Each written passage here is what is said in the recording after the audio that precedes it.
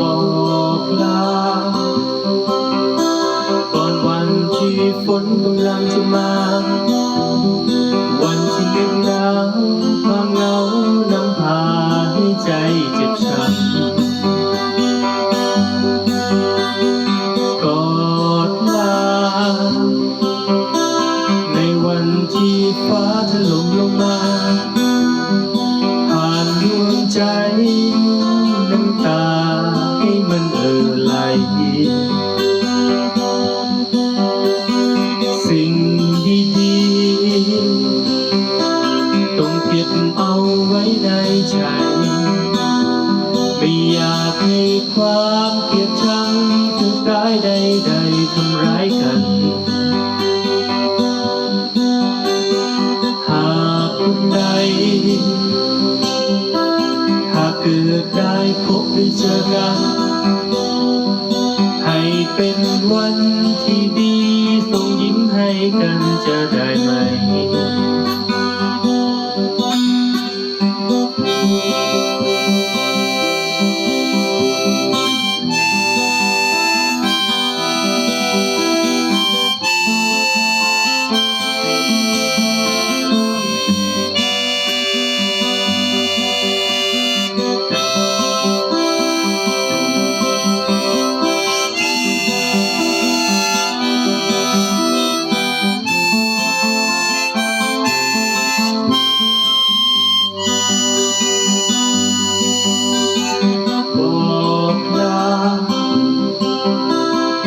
วันสุดท้ายกำลังจะมา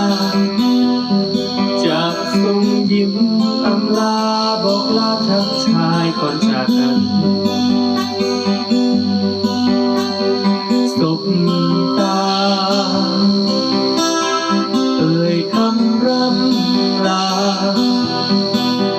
สิ่งดีๆที่มีเก็บไว้ในใจจะได้ไหม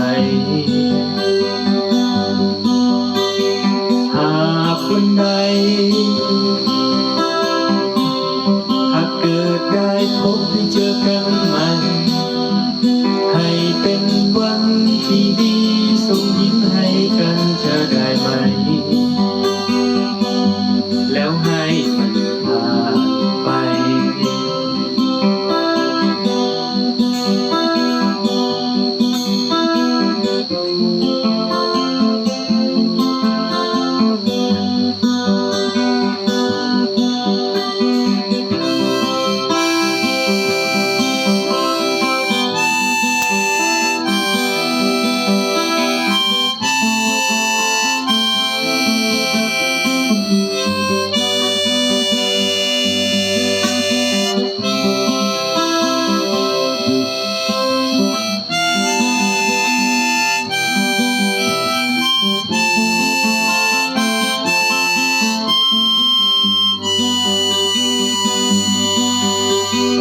บอกลา